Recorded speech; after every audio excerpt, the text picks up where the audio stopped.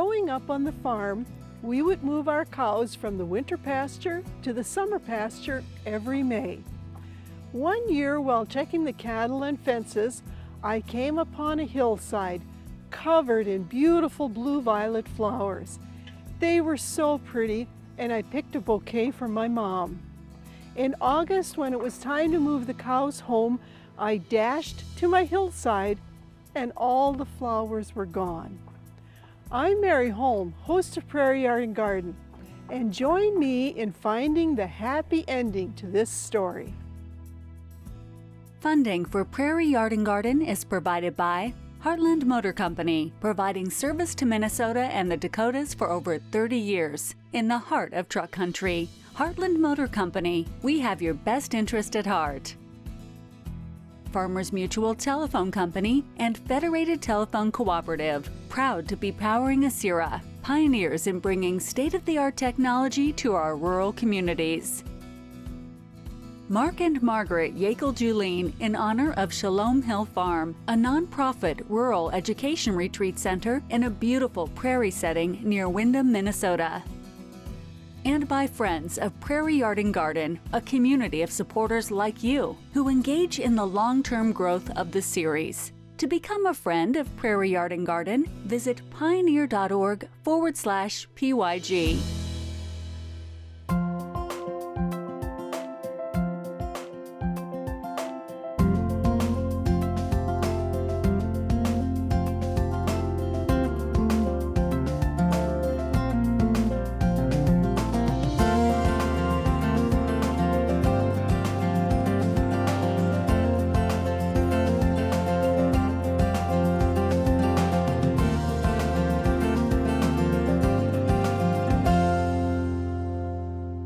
After Tom and I were married, we went to visit my parents at the farm one Memorial Day weekend. I had told Tom about my experience of finding the hillside covered with flowers, and then they had all died. He wanted to see the spot, so we walked to the area, and there was the hillside, again all covered with flowers. This was the mystery of appearing and disappearing flowers. So I turned to Steve Kelly from Kelly and Kelly Nurseries for answers. Welcome, Steve. Thank you. What do you suppose my plants were that were appearing in the spring and then disappearing in the summer and fall? Well, from your description of the spring ephemeral, I suspect it was a pasque flower on the prairies. What is an ephemeral? I think you described it well. Something that appears and then disappears. So an ephemeral might be something that comes up in the spring, blooms, and then fades away, unlike perennials, which are there all summer long.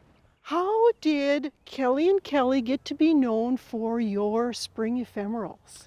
Well, back in, I would say, the 50s or 60s, two of my great uncles who started the business had an interest in wildflowers. So they would go out and, this isn't done anymore, they would go out to the roadsides and the hillsides and collect wildflowers. We've been in business for 100 springs this very year. Started the company in 1922, right on the old Kelly family homestead, across the street from where we're standing. Uncle Rod was a landscape architect, and Uncle Bill was a land surveyor. And it was at a time around Lake Minnetonka here, which is a great, one of the larger lakes in Minnesota.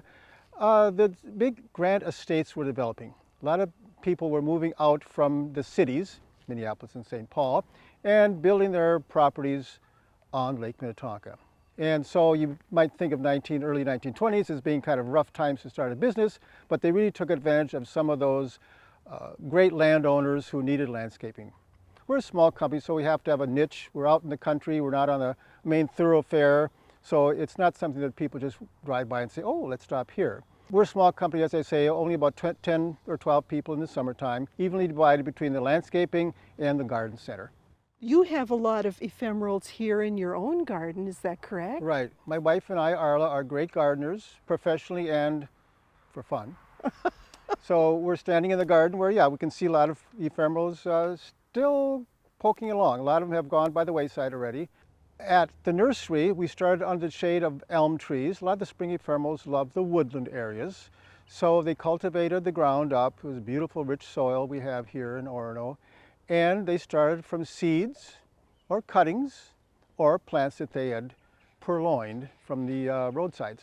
Are most ephemerals in the woods, or are they on the prairies, or some of both? I'd say some of both, but mostly we are here dealing with the ones that are woodland native wildflowers. Why are ephemerals so common in the woods? Well, I think part of it has to do with soil. A lot of the woodland soils are moist and rich from all the leaves that fall down or rot away. And a lot of the ephemerals take advantage of spring sunshine before the leaves develop on the trees. So they'll come up, bloom before the leaves come out of the trees, and then fade away as the shade emerges. How do ephemerals reproduce? A lot of them reproduce by seed. We can think of Jack in the Pulpits with that marvelous cluster of red fruit in the fall.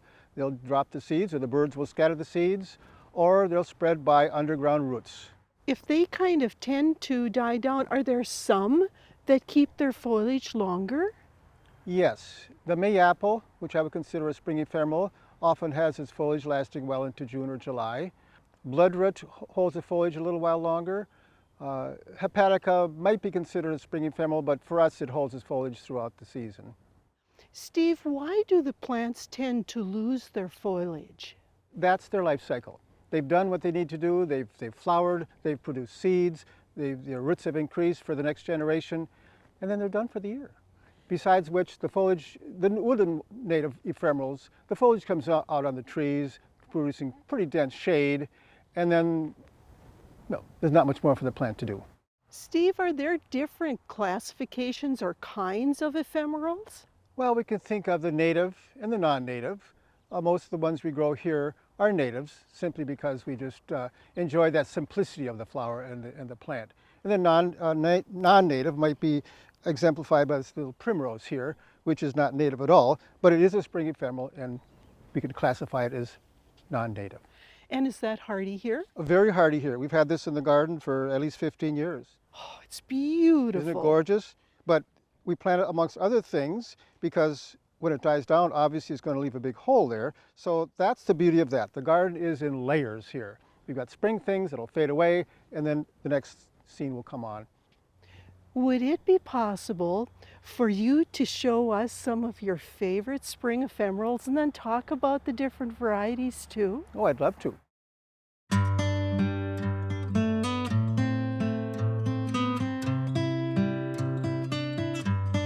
Perhaps there's no smell as great as grilling meat. Whether it's pork, beef, or chicken, there's something special about meat cooked over a fire that brings out the best flavor and makes special memories for everyone, especially in summer. A grill is a common way to cook outdoors, but smoking your favorite meats on a smoker has fast become a favorite method of many backyard cooks. It doesn't matter the type of smoker you have, but time and patience yields a delicious meal every time. Smokers come in a variety of shapes, styles, and fuel type: electric, wood pellet, and charcoal. If you use a charcoal style, you can easily add flavored wood chips to give the meat a smoky taste. My favorite are apple chips, but I also like hickory and maple. Pellet and electric smokers provide the most ease, and often they have built-in thermostat controls to keep the heat consistent. Unlike grilling, where temperatures are often above 300 degrees, the desired temperature inside a smoker is between 225 and 250 degrees. That's where the phrase low and slow comes in. Colby Bachman is a grilling and smoking enthusiast who enjoys smoking and raising beef. For beef, it should be bright red and well marbled. A butcher shop is a good place to start. They'll help you out. They can even point you to a farmer if they don't have the meat on hand. Smoking beef from a locally grown producer is a great way to spice up your summer picnic.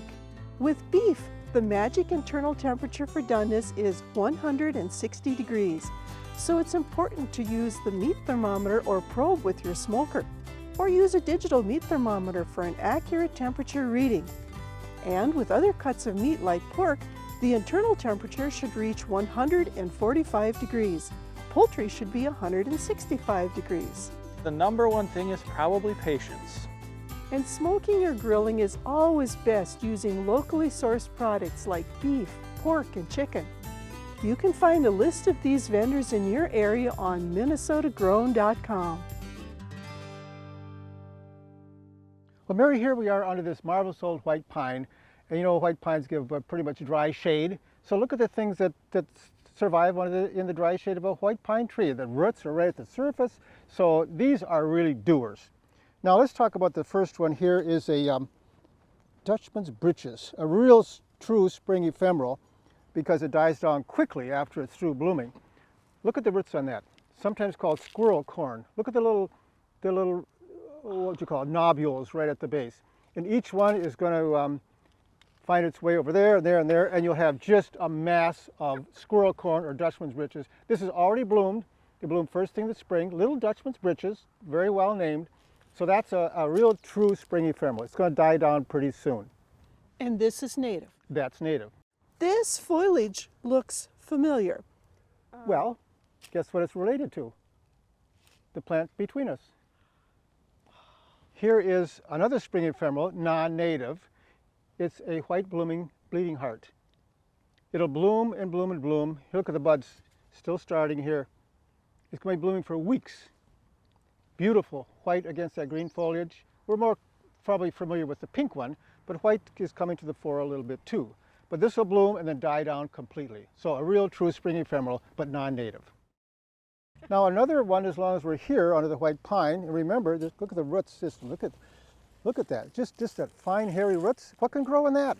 Well, Trillium. This is our native Trillium grandiflorum. Comes out white, the bloom comes out pure white, and then fades to pink.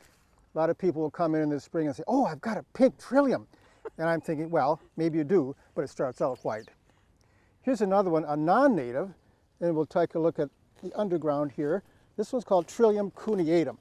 And I don't know if you can see the bloom here, Mary. It has a kind of a purple bloom, upward facing, and the mottled leaf is kind of a giveaway.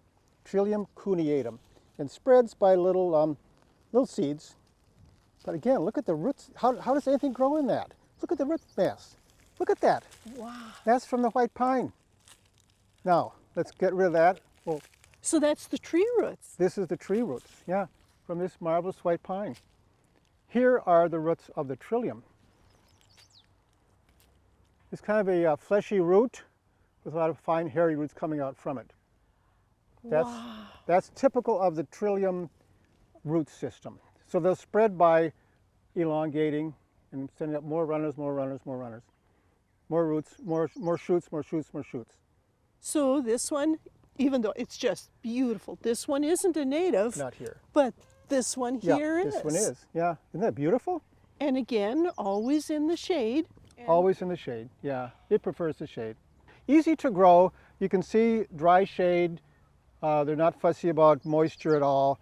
Obviously, they don't want to dry out completely, but they'll die down in the summertime, and at that time they don't need moisture. They've stored it all for that for the next season of growth. Steve, how long will these bloom? Oh, it depends on the season, of course. This year, with this marvelous cool weather we've had, they've been blooming for at least 2.5 weeks. And this one looks like it's just fading. It's fading now. You see that pink coloration.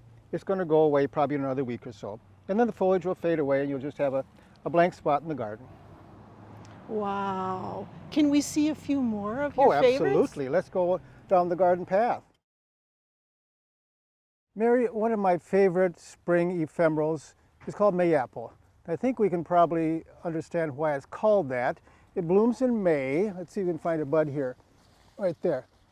Kind of at the axils of the leaf stems. That's going to open up like a little, like an apple blossom. And it's going to have a fruit, well, more shaped like a lemon, I would say, than an apple. But I suspect Mayapple is pretty close enough for whoever named it. This one grows in more of a shady, moist area.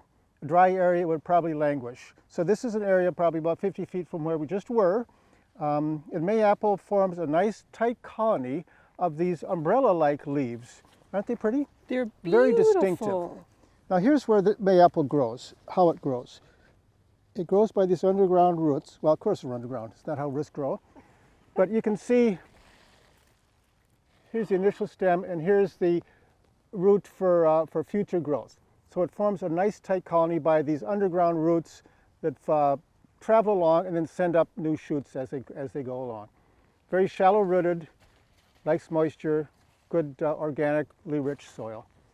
Does the foliage die down in the summertime Yes, too? the foliage dies down after it's through blooming and fruiting. It's a beautiful flower and it's a beautiful plant, but again, you've got to figure out what's going to happen here after this is through doing. What is that cute little thing over there? Well, I wish it were in bloom for us today, Mary, but it's not. It's called Dodecatheon or shooting star, and another well-named plant. When each bud of this opens here, it's just like a star shooting out into the air. This one is called Dodecatheon rubra. It has going to have obviously a red flower. It comes in pinks, whites. Again, a spring ephemeral. It'll set seeds, and you'll see little babies around and about. I don't see any here now, but it'll spread that way by seed. Okay, so that's one that does by seed rather than all by shoots. Exactly. Across the path, Mary, is a plant called anemone. This one's called blue ensign, and it's about through blooming now, so it's not a very good day to take a picture of it. But it's just a little apple blossom-like flower. This one happens to be kind of a blush blue, a delicate foliage, almost fern-like foliage. It'll die down completely when it's through blooming. It's very shallow rooted, right at the surface. But that too likes kind of a shady, moist situation. True spring ephemeral, that'll just go away completely and you'll have nothing there until the following year. That's what I like about ephemerals. They're a surprise. You forget that they're there next spring. Oh my gosh, look at you, you little dear. Another nice, very common spring ephemeral, Mary, is jack-in-the-pulpit.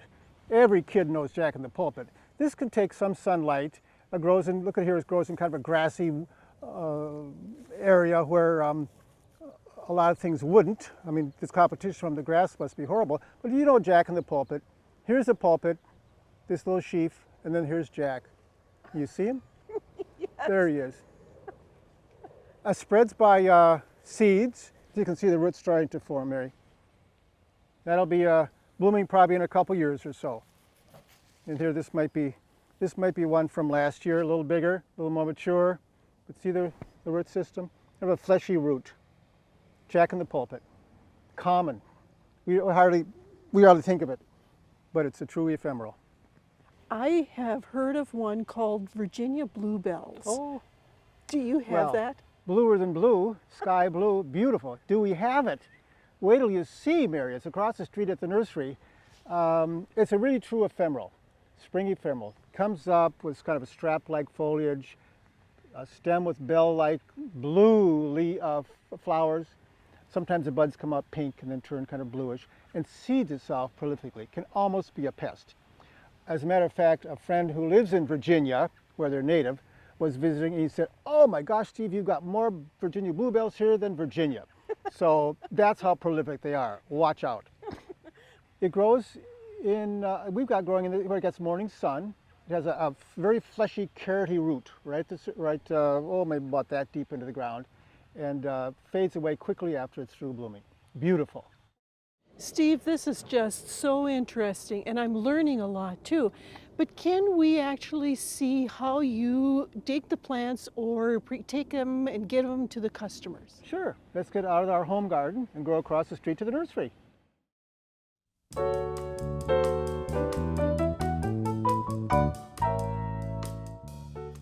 I have a question. When's the best time to prune my limelight hydrangea? So hydrangeas are one of the most beloved flowering shrubs in Minnesota landscapes. We're here at the Minnesota Landscape Arboretum in September to talk about when to prune hydrangeas. And actually the best time to prune most hydrangeas is at the end of winter or early spring, before they start to leaf out or bud. So there are basically 3 cutting tools that you're going to want to use when you prune. And this is the case with any shrub or even your trees in your yard. You want a good solid bypass pruner. These are called bypass because the blade passes by and it makes a nice clean cut.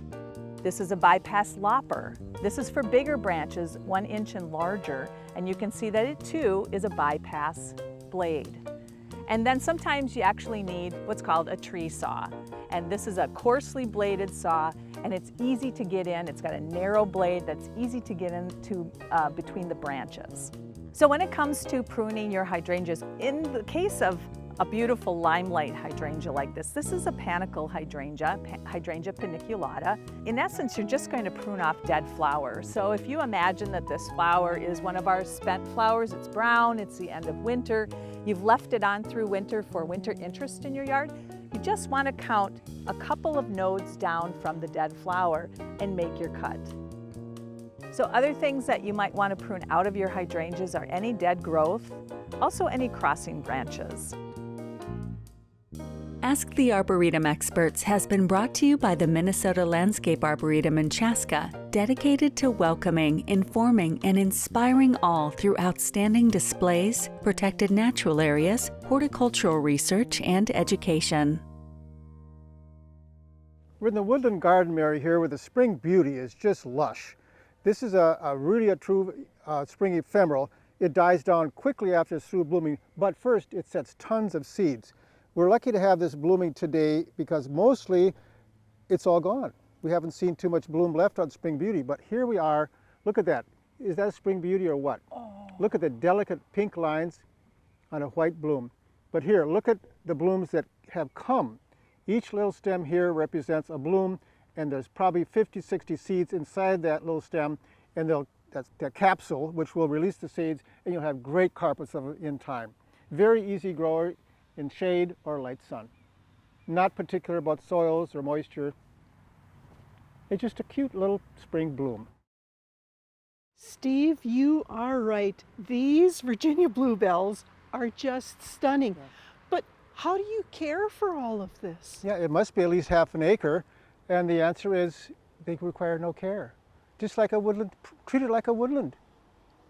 They come up, they flower, they die down in the fall, they go back to dust, and that's it. We don't cut them down, we don't mulch them. It's a woodland garden. Think of it as a woodland garden.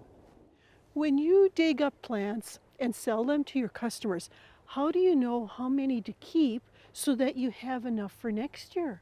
Well, it depends on the variety, Mary. A lot of the ferns are very slow to propagate, so we're always sure to have X number of ferns on hand for the following year. A lot of things seed themselves prolifically, like the Virginia bluebells. We don't worry about it. We'll sell as many as the customers will want. So it just depends on the variety. We're always aware of how many are in the ground at any one time, except the bluebells. We just know there's a gazillion of those. When a customer comes in, how do you dig and sell a plant to them? Well, as I said earlier, some of the plants are growing in raised beds. We can dig from there. If not, if we have it only in the garden, I'll just come out with my spade. The customer says, "Oh, I'd like to have that fern, Steve. Can you dig it for me?" And I'll say, "Sure." Our soils are just delightful. Really rich, organically rich. So I'll dig that plant up. I'll take a pot out to the garden.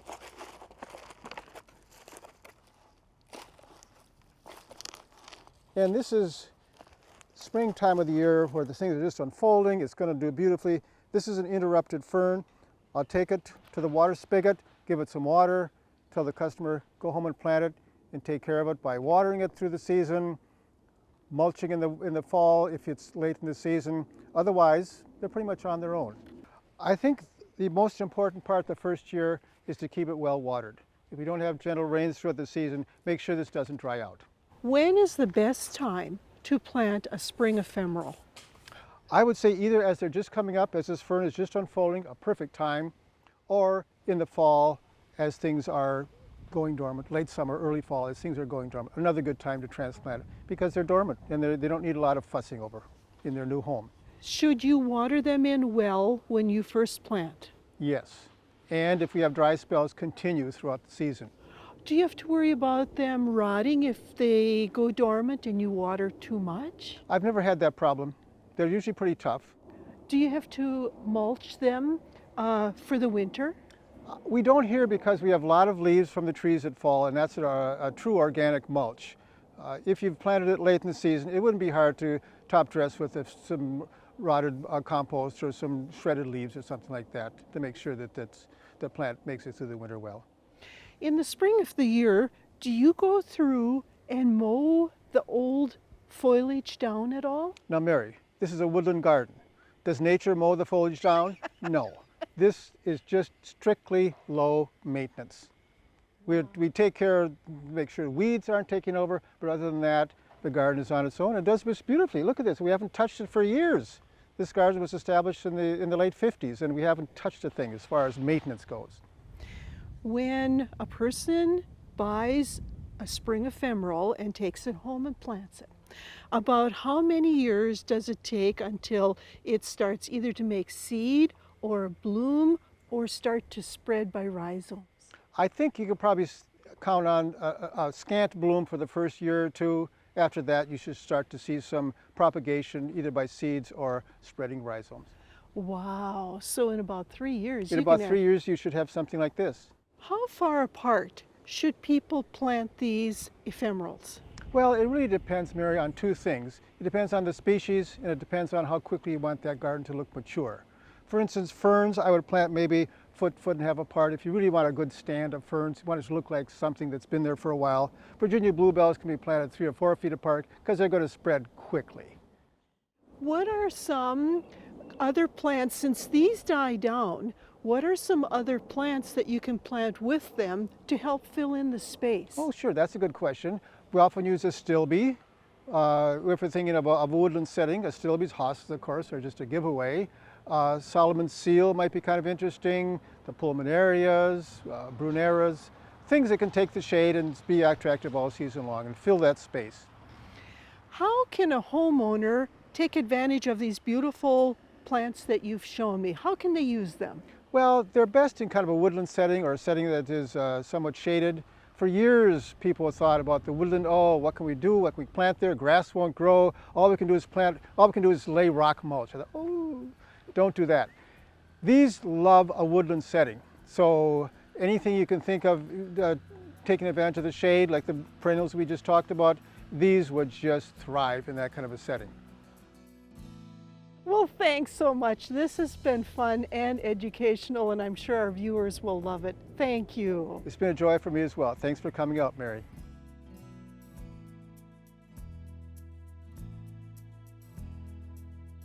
Funding for Prairie Yard and Garden is provided by Heartland Motor Company, providing service to Minnesota and the Dakotas for over 30 years. In the heart of truck country, Heartland Motor Company, we have your best interest at heart.